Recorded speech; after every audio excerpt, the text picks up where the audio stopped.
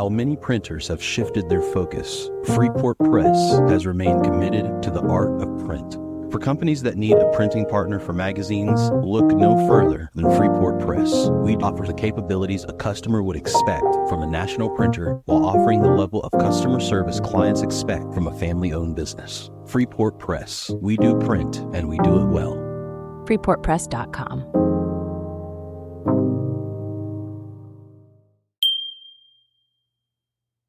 There's a crisis, of course, in journalism across the world for all kinds of reasons. Business models, funding, AI, censorship, politics, authoritarianism, all these things are big issues, but there are also people who are trying to do things differently. And I think the human urge to be understood, to be respected, to have ways to show one's curiosity, this is something that should be shared.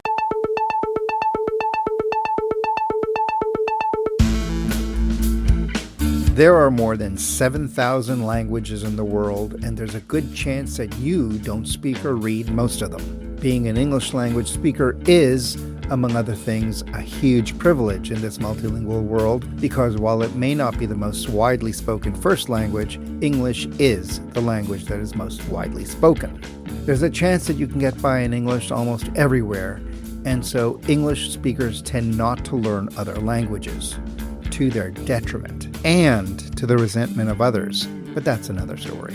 Not all of the world's 7,000 languages are robust enough to support their own media. But guess what? There's a lot of media in this world that isn't created in English.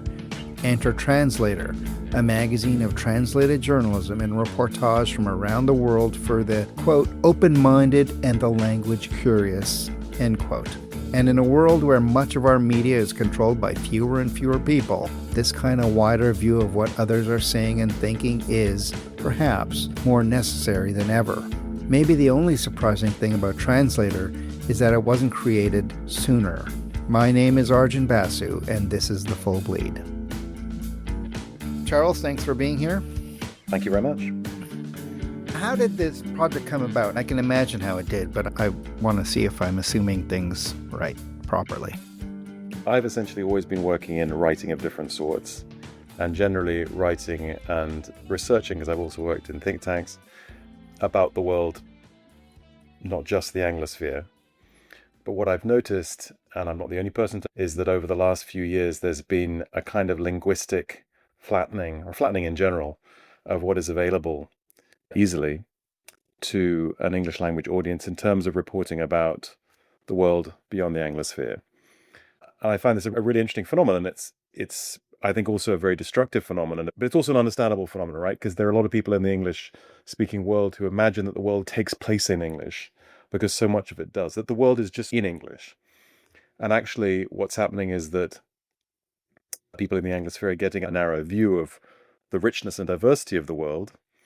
And that's a problem for all kinds of reasons. And so we wanted to do something a bit different, looking at the very rich media landscapes beyond the Anglosphere and translating pieces from these very rich and diverse media landscapes into English. So you answered part of my next question. You answered maybe a few of them, and I'm going to come back to it. But you're a historian. You've written 3 books. I've had 1913 on my read-to-read list for longer than it should be, but if you read a lot, those lists tend to become very large and then long. Aspirational is good. They are aspirational, yes. And then your other books, I looked them up, and after this conversation, I might actually just order them just to get that over with. So you talked about going out into the world and you needing sources, obviously, other than English language sources. So at what point did you just say, wait a second, we need to do something about this? There's like a tipping point or something in your research that bleeds into this. I agree that there's always a tipping point. And the honest answer is that for the longest time, I imagined that because it simply made sense to me to try and translate pieces from languages other than English into English, that someone else would do it. And I kept on thinking, it's going to happen. It must happen. And then it didn't happen. And then it didn't happen some more. And eventually came to the conclusion that if it isn't happening, maybe we should do it. I think there was some good reasons perhaps why journalism translated into English was considered not to be a viable proposition because a couple of big newspapers, like, for example, El País in Spain, ran an English language version of that newspaper, and various other large, mostly European language newspapers have tried out English language versions, and they haven't been, as I understand it, not huge success. But I think that's really because if, for example, you're somebody who wants to read an entire newspaper about Spain, you probably speak Spanish. So it's not the fact that it doesn't necessarily work out doesn't mean that it's not an argument against translated journalism. It's an argument in favor of putting together a product which actually brings different pieces of translated journalism from different media landscapes. And the tipping point for me really was when I just realized that this protean dream, which was forming in my mind and then in the minds of my co-conspirators at various times, that it wasn't happening, and so we had to do it.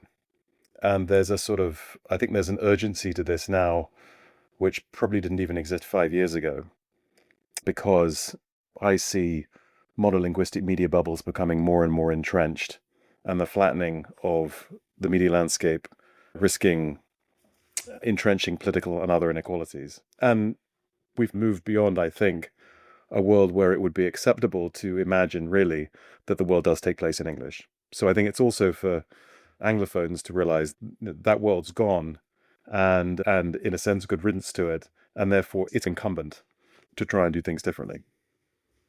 I live in Montreal, so I have understood that reality for a long time, and it is one of the complaints for the Francophones here that they just know more of what's going on the other side than vice versa. And to the point where they're starting to become almost a certain segment are almost becoming Anglophone in their disdain or just, we're going to ignore the other side. And that's too bad. And I know the local papers, some of them try really hard to bring in other voices from the other linguistic groups to write in the other language. But this really is like one of those ground zeros of everything you're talking about because of the situation here. Okay, so you've decided all that. Yes. And the next step, of course, is I'm going to do a magazine. So what is that process? That's not the most normal thing to think, but how did you come to that? The wonderful thing is that the world of independent magazines is a space full of very friendly and supportive people. And when you tell people what you wish to do, certainly when I tell people what I wanted to do, the response generally within this community of people who work in independent magazines was, gosh, that sounds needed, a bit crazy. How can I help? And I think the fact that it struck a chord and that people did want to help, they thought it was a good idea and did want to help, encouraged me with the notion that it was possible to do. But of course, that involves building a team. It involves figuring out all the messiness of actually creating a physical product where you have physical constraints on the page, because of course we do have a weekly set of summaries that we put on Substack, but of course the core is this physical paper magazine, and that has all kinds of constraints. So we started talking to people. We started talking to a wonderful design team in London based out of Mag Culture, Jeremy Leslie and Osman Bari. And we also started assembling our team, our very small team, in London. And a little bit further down the line, we can come on to that, we started thinking about contributing editors and how we would actually be able to find the really wonderful articles that we wish to summarize or to translate. So that's a sort of telescoping of the process, something that took actually about 6 months maybe before we got into the real nitty-gritty of actually getting in touch with those publications, saying, would you be willing for us to translate an article, finding the right translators for those articles, editing the translations, putting them down on the page, all that difficult, fun, exciting process which goes into making a magazine. You're not someone who created a magazine before. You're a writer. So the whole thing was new to you. In terms of the core team you assembled, I'm imagining that their background is more relevant in terms of magazine making, or maybe I'm wrong. I have, in fact, worked as a journalist to some degree. I have worked in media organizations. So I had some sense of that. I have a lot of friends who are journalists also.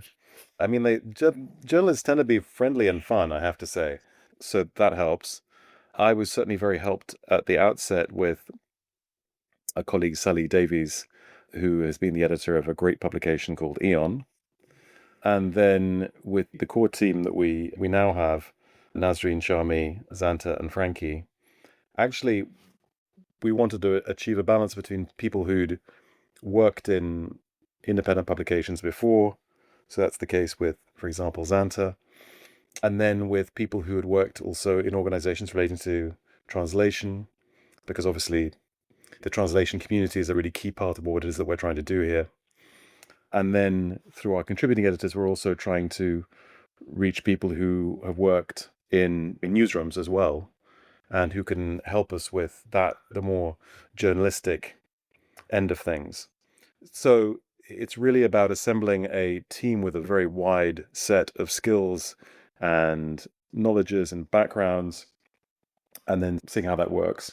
Assembling a team is difficult enough, but then you found people all over the world in terms of being contributing editors. Your translators are also all over. They're not necessarily sitting in London. So how did you assemble those people? How do you find them? A lot of it's just asking people, who do you know? Who would you recommend? We're still very much in that process. This is not a one-time thing. We're doing it all the time. We're always looking for new contributing editors. We're always looking for people who might recommend articles to us in languages beyond from media landscapes beyond the Anglosphere that we can then translate into English or summarize. So it really is a never-ending process. And the really great thing about that is you get an ever greater sense of the sheer richness and diversity of global journalism. You get a sense of the different ways in which stories are written also in different parts of the world. So there's not a single journalistic way of putting together a story. There are different traditions of writing. There are different story structures. There are many places, of course, around the world where journalism is in crisis for political reasons in some places, or in other cases because the business model of journalism is broken. And yet through all of this, the really inspiring thing, which I'm sure you come across all the time, is there are these wonderful, very often mission-driven publications which do understand the fundamental role of journalism in holding power to account and providing a space where ideas and discussion can really flourish. And it's wonderful to be on the fringes of, or trying to bring a tiny fraction of that wonderful diversity into the Anglophone arena. So how did the story come to the attention of the editors? Are you being pitched, or are people saying you should look into this? I was just reading the Substack yesterday, and you put up the story about what's going on in Morocco in terms of the protests. So how does it get onto your radar before you say, let's go through the process?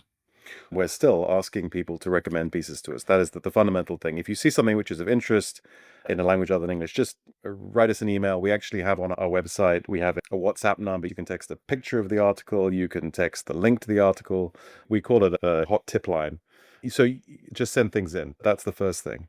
The great thing is also, of course, that once you've produced a first issue, because our first issue came out in June and now we're working on issue 2, which will come out in November, is that people start understanding who you are. They understand the kind of thing that might work for you. And so they approach you. And that's a wonderful thing that happens more and more, is people say, oh, I read this piece. It was really interesting. I wonder if you'd be interested in something on this. That's actually how the read between the lines, which is a new format for us, came for the Moroccan article that you were referring to. So that essentially what we're doing with this read between the lines is we're speaking to an expert in a media landscape beyond the Anglosphere and asking them to decode for an Anglophone audience an article about something that is happening where they are. And in this case, it was an article about these recent protests in Morocco, which have not been widely covered in the Anglophone media, but which are hugely significant in Morocco. And that came to us through a journalist approaching us and saying, actually, this is a very important story. Would you be interested in us writing something about that? So let's talk about the first issue. And were you satisfied with it? Or are you already thinking this can be better? I think we always think things can be better. I think both things are true. One can be satisfied. Yes. I think it's a really good issue, which I believe it to be. But then you also think, of course, how can we tweak it? How can we make it better? The second issue will be better. The second issue, apart from anything else, will be actually bigger. So we're increasing the number of pages in the second issue. We're increasing the number of articles in the second issue. We're increasing the number of particularly pieces of translated reportage in the second issue. In the first issue, we had some commissioned articles, mostly about language politics, one by a journalist called Theo Mertz about minority languages in Russia and the way in which the Putin regime is putting pressure on those minority language groups. And then we actually had one by Sophia Smith-Gaylor, who's a fantastic British journalist and has a wonderful book coming out next year. President Trump's declaration in the United States that English be the sole official federal language in the United States, and the kind of chilling effect, what this represented, what it signaled about that government, and then the chilling effect that it might have on linguistic diversity in the US. Basically, I'm very pleased with that first issue. I hope you've seen a copy. You got one? There we go. Okay, good. It's also beautiful, right? And it's fun. And I think this was another thing which is very important to us in Translator, is that although many of the issues in the magazine are incredibly serious issues, we also have an article in there called The Hunter, which is translated from a Cuban author. And that's serious, but also it has some fun elements too. It's a fun piece essentially about how sex became a currency in Cuba after the collapse of the Soviet Union and the sort of the economic fallout from all of that. And it's a very serious article, but also written in a very fun and entertaining way. And as you've seen from the visuals of the magazine, there's a lot of bright colors. We've got some fantastic illustrators who did the illustrations for the different articles, who were all from beyond the Anglosphere. And we wanted this to be a magazine that one could pick up and have fun with. And yes, there would be some very serious things in it, but that it would be a pleasurable reading experience. That's the key for us also. But I also note the size. It's oversized. Yes. It almost has a newspaper feel. It'd be interesting to talk to Jeremy about it, that there was some intent in terms of even just the shape of it. We wanted it to stand out. You're right that we were somewhat inspired by traditional magazine sizes. We also actually, of course, on the back page have a crossword, which is a feature which we're keeping for the second issue as well. We're working with, I learned this wonderful word, cruciverbalist, which is the name of somebody who puts together a crossword.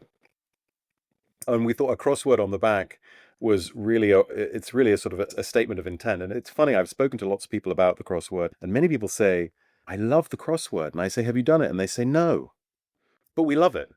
And the reason they love it is because they haven't finished it because it's quite hard to finish, to be honest. Well, one person has, and he's got a prize of getting a subscription to Translator magazine.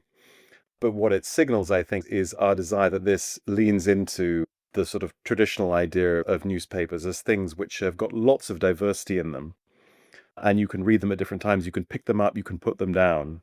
You can read them in bed, you can read them on your way to work, you can read them wherever.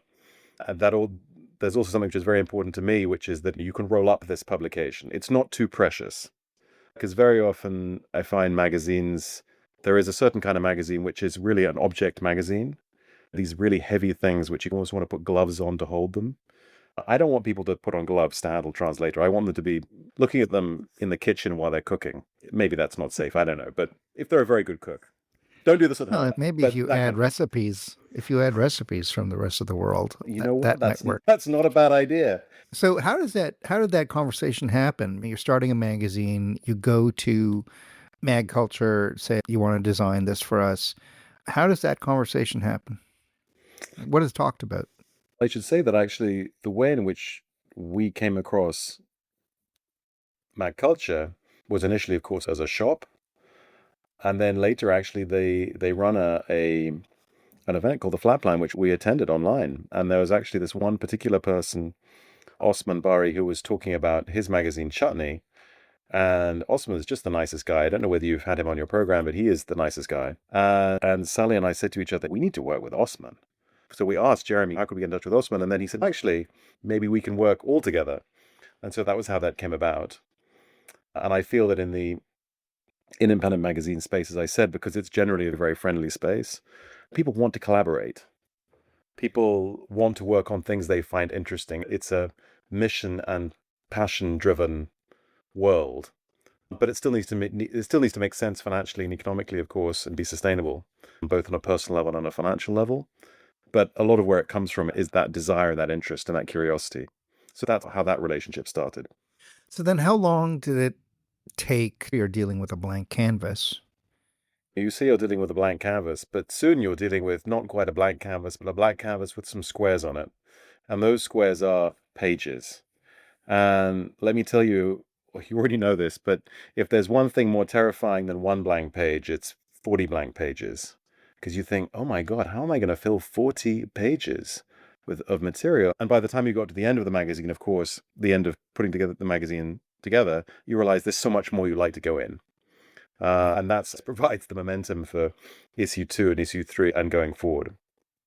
But that first encounter with the notion of multiple empty pages and how you feel, that's obviously a big issue. In terms of things like paper quality, again, we were very much driven by this idea that we wanted it to be not too glossy, not too heavy, but at the same time to be very legible. Because this is ultimately about, although there's fantastic illustrations in the magazine, about the words. And so it has to be very clear to read. We can't let design or aesthetics take us in the direction of something which is illegible, unreadable, unapproachable. Because these are quite long articles. I think the longest article in this magazine is actually as long as 6,500 words. So it's a serious commitment of time that we're expecting from the reader. And we want to respect that by ensuring that it's easy to read, that it's clear. So balancing those different factors, it was how we made our decisions about design. Of course, we also have in the middle of the magazine a photo essay, and that requires a different kind of paper. But most of the magazine it's definitely not translucent in any sense, but it's not particularly heavy either. No, it's not. You can roll it up in SWAT flies if you need to. It's not really that hard to do. How does the website and the Substack and the magazine, like how does that ecosystem work? Bear in mind that we're not coming from 20 years of working in magazines. So a lot of this is experimentation, and it's driven by the desire to see more articles from beyond the Anglosphere in English and to really act as a portal to those worlds. So actually how we started this off was by putting together a Substack. We thought, where do we begin? Let's begin by getting recommendations and reading a lot. And if we read a lot, then we might as well also try and summarize and try and also refine our own sense of what we think would make a good piece that might ultimately fit in Translator magazine. So we set up a Substack where basically every week we summarize 3 or 4 pieces from beyond the Anglosphere in English. And that was partly a kind of training for us in terms of allowing us to, or putting parameters around us, spending time reading journalism from beyond the Anglosphere with others. And then that's become a regular feature. We do that every week. We're broadening it now somewhat because we're introducing this format of Read Between the Lines, as I mentioned, where we ask a journalist or an expert in a media landscape beyond the Anglosphere to decode an article. We recently asked one of our contributing editors, Sana Maher, who's based in Karachi. She wrote a piece from BBC Urdu about the recent floods in Pakistan and what that sparked in her, what the context was in Pakistan, how it touched on other discussions and debates. And that's a format which we've started on Substack, but then we'll actually have a Read Between the Lines piece also in the magazine. So Substack and online has been really a testing ground for us in many ways, but it's also allowed us to reach a large number of publications and journalists and to get a sense for ourselves of the richness of those media landscapes. And it's free. And it's free. I know. I was just about to say that. And you also have a great game on the website. I love the word thing you have. More games, especially with words, and you're dealing with languages. It's such an easy way to get people involved in the thing. It's that and recipes. We would love to have word games. Everyone knows these days that no one actually buys the New York Times for the articles. People buy the New York Times for the crossword and for games and for the recipes. Those are the two things So yes, the game which we have on the website is just a little bit of fun. I'm glad you appreciate it. I certainly have had a lot of fun. It's essentially a translation tool. You type in one word and then you get 4 versions of that word in 4 other languages. It's a fun game, I think, also because you can sometimes see etymological connections between the words. Of course, people who are fascinated in language are often fascinated in loan words from one language to another. There can be all kinds of surprises thrown up there. And that's something we're also leaning into in the magazine. The politics of language, which is very, very important, and also the fun that one can have with language, and the slipperiness also of language. So, as we know, translation is not simply there's the word cat and then it becomes shat, and it becomes cat. It's not one for one. Translation involves choices. It's a craft. This is one reason why AI can do it pretty well, but not perfectly. And Uh, there's also a cultural context to translation. If you have something in another language where they keep referencing a local talk show host, let's just say, that means nothing to the English reader. Include that name and then do something parenthetically, or do you change it? I used to be the editor of a bilingual magazine, English, mhm. French, and often we did make the cultural change so that it would be understood without having to stop, because that's when you realize, oh yeah, this is translated. Well, it's interesting. It's a big discussion in literary translation, of course, is how you translate, for example, jokes. Do you try and Yes. translate jokes literally? A joke is. Have you ever tried explaining a joke? When you explain a joke, it's no longer funny. If you translate a joke, it's the same as explaining a joke. It loses all humor immediately. And there are so many layers to it. So, what many literary translators these days will do is they will not translate a joke from one language to another. They will substitute it for a language which has the same kind of vibe. So it's very much not a direct translation. Now, we don't have jokes in Translator magazine. Maybe we should. But what we do is we have margins along the pages of the magazine so that we wouldn't put in, for example, footnotes, but where there's a word which is particularly interesting from a translation perspective Yeah, or you do it has a particular throughout. weight, then Yeah. we'll highlight that. And if there's some additional contextual factor which needs to be highlighted, then we will also try and explain that. So the article can be read on these multiple levels. I just thought you could do a piece where you have a joke that's really well known in English, have someone translate it, and then have someone translate it back. Huh. I like that. I'm writing that down. That's a great idea. We'll be right back. Hi, this is Jeremy Leslie at Mag Culture. We're proud to support The Full Bleed because we love magazines too. Visit magculture.com and see why print is far from over. It's just getting started. Read the journal for interviews and reviews, listen to our podcasts, visit our shop in London and online, and come to our live events in London and New York. We love magazines. Subscribe to our newsletter for weekly updates, all at magculture.com. Print is Dead is made possible by the support of the Society of Publication Designers. The SPD powers the future of visual storytelling, setting the standard for editorial excellence and shaping the future of visual culture. For more information, visit spd.org. When you're putting the magazine together, do you have a map of the world in front of you and say, we're really not covering this place? Do you try, and are you trying to spread the wealth in that sense? We should cover the world, or do you worry sometimes that you're only covering one place, or is it just the story that? No, we absolutely want to spread the wealth, as you put it. I don't have a map of the world in my study or in my kitchen, but we do definitely have a mental map of the world, and we're trying to ensure that we translate articles from a range of different parts of the world. And there is, of course, a vast inequality in what is currently translated. There is a vast inequality of accessibility of different types of article from around the world. You can't just sit back and see what comes in. We try to be active in ensuring that we translate articles from a range of different places, and recognizing that the journalistic traditions of writing in general and the conditions of writing may be very different in different places. Yeah, the conditions is really, I think, what I'm getting at, because Germany, for example, is a place that isn't in the Anglosphere, that has a lot of media, and that you would have no trouble finding a story from. Whereas, I don't know, Afghanistan or parts of Africa would be, or even, I don't know, indigenous languages in Australia, those would all be difficult places in terms of source material. So it's not equal in that sense. No, it's absolutely not equal, and we still have a lot of work to do in this area, which is one reason why we always want recommendations from any language. We're not only interested in French and Spanish and Italian and German, for example. Although it should be said there is an incredibly rich ecosystem of Italian journalistic writing, which is a lot of fun.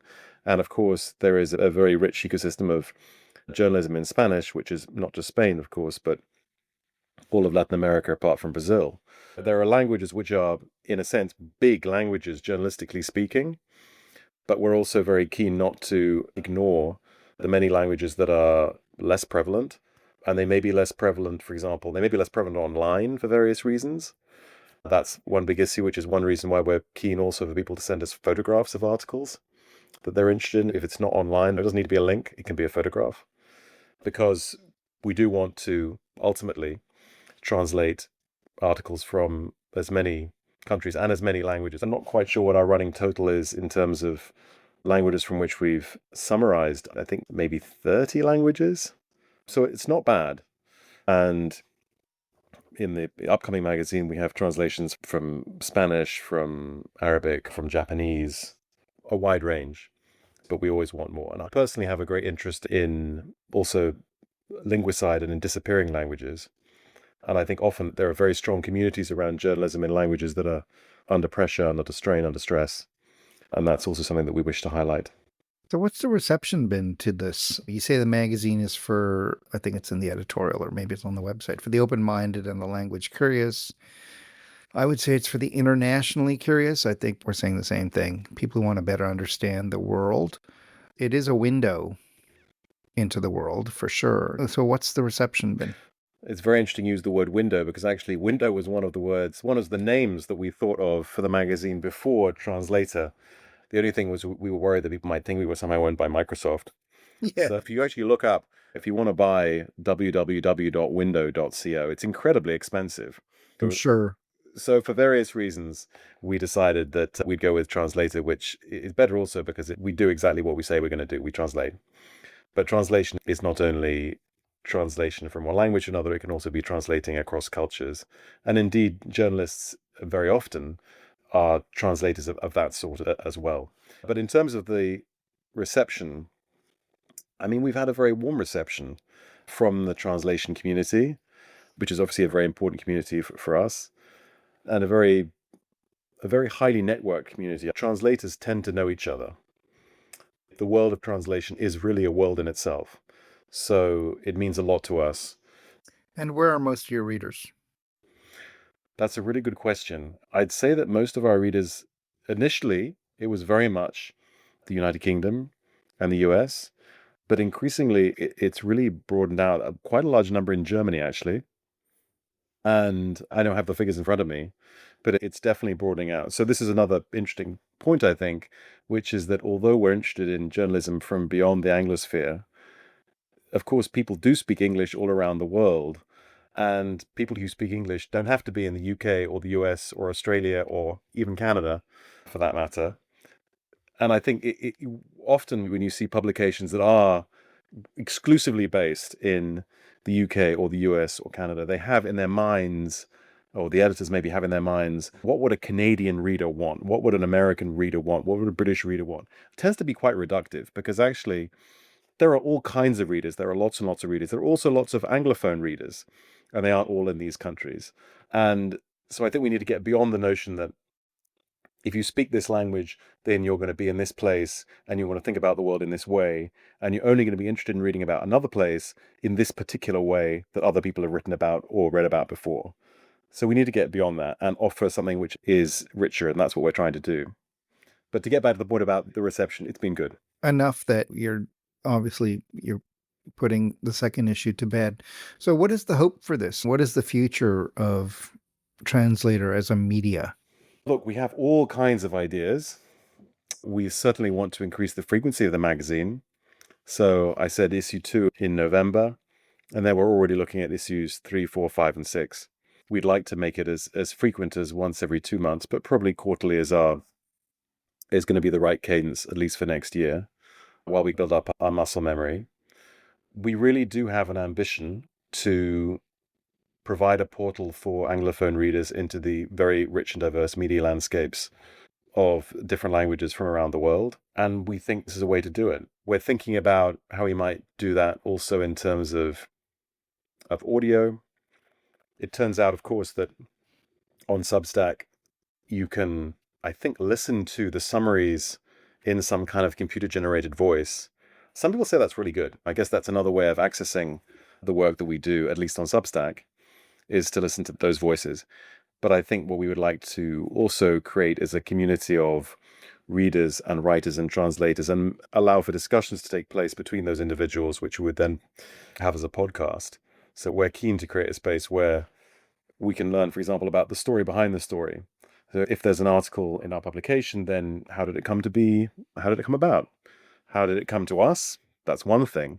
But really much more interesting than that is, how did it come to the person who originally wrote the article? How does it fit into the media landscape in which they're working? And then also a dialogue with a translator, I think, would be a fun way of getting to some of those more granular, sort of crunchy things, which can make an article fun. And of course, as a journalist, journalists always, when they research an article, a long article, they probably have enough material for about 5 or 10 other articles. And the thing which ends up being written may not even be their favorite story. I have to say, any success that Translator have would make me feel better about the world. We'd like to make you feel better about the world. So, Because it just means that you're finding those open-minded people who are interested in the world and want better information. And I think information is always good, right? and I really come back to this point that although there are lots, so I hate the word legacy media, but it's a useful shorthand. There are lots of quote unquote legacy media publications that are in crisis. There is a crisis, of course, in journalism across the world for all kinds of reasons: business models, funding, AI, censorship, politics, authoritarianism. All these things are big issues which are bearing down on journalism all around the world. But there are also people who are trying to do things differently. And I think the human urge to be understood, to be respected, to have ways to show one's curiosity, to tell you, no, this is what's happening to me, and you need to understand this. And this can't just be something which is reserved to for my own personal experience, but it's something that should be shared. It touches us more broadly. I think that is driving a lot of independent magazines. And I think it will continue to drive, often in very difficult circumstances, journalists around the world to keep on writing. And I think there are models that can work to support that. And you know what? I think there's a huge number of readers who also recognize the need for that they're not just going to tune out. They want to be informed. I think that appetite is really there. And maybe it's even particularly there on paper. Yeah, I almost touched on it at the beginning when we talked about why now. And I think that what you just said is a big part of it in terms of why now, in terms of what has happened to journalism in general and to the legacy media in particular, and all these forces that are aligned. So that's why I think your success would give me optimism. The great thing is, UN, for listeners out there, they can be part of that success by just buying a copy of the magazine, subscribing to the Substack for free. This is not a massively commercial project. We don't think it's ever going to be a massively commercial project. What we do hope it's going to be is a valuable project. And that's a very different thing. And we do want it to be a community. We think that the way it survives is by readers recommending, also ultimately, that we create this positive ecosystem of recommendation, translation, curation. All the links are up on our website at magazium.co. All the links that we mention here. Okay, Charles, 3 magazines that you want to recommend to everyone right now. I went to this great event in New York a couple of weeks ago, and there were multiple publications there. One which I have not yet had a chance to read, but I really want to read, which is called Racket, and it's about tennis. And it just sounded a whole lot of fun. I'm not even a big tennis fan, but I think there's a whole bunch of magazines which focus on the culture of certain sports. There's one, I think, about skiing called Hardpack, which is a great name. But Racket just sounded absolutely great. And I if anyone's listening who might give me a present for Christmas, then maybe a subscription to Racket would be one thing that I would be interested in. I know the editor of Racket listens to the show because she was on it a few seasons ago. I'm sure it'll happen if she listens to this episode. There is it's not a magazine, but it's another media venture which is going to be starting at the end of this month, which is called Equator. And I'm very excited to see what comes out of that. And that's very similar to Translator in the sense that it comes from a place of wanting to change the dynamic, if you like, to give more space for voices from the Global South in particular. So that's a publication which hasn't yet come out, but I'm very excited to see. As I said, it's going to be online, initially at least. And then I'd love to give a shout out to a publication in Brussels, except that I don't know how to pronounce the name. I think it's called Nementope. It is this wonderful publication set up by two people I know, and they just have the most open call of open calls for literary writing. And honestly, I think the work they do is just absolutely brilliant because they're creating space for people to have fun or be serious or direct their emotions or their energies onto the page. And it was also very beautiful. It's black and white, so it's completely the opposite of Translator in terms of aesthetics. Great. Charles Emmerson, thank you very much. Thank you very much, Arjun. It's been a pleasure. This has been The Full Bleed, a podcast about the future of magazines and the magazines of the future, and a production of Magazium LLC. This episode was produced by Patrick Mitchell. The theme music was composed and played by Jason Camelot. If you'd like to comment on this show, send an email to hello@magazium.co or visit our website at magazium.co, where you can read transcripts of all of our interviews from all of our podcasts, along with portfolios, archival photos, links, and more. You can also tell us what the mags you miss. Just fill out the form on the website. Once a month, we'll select the name of a lucky person, and they could win some fine swag. Speaking of which, we have a swag shop. My name is Arjun Basu. Thanks for listening.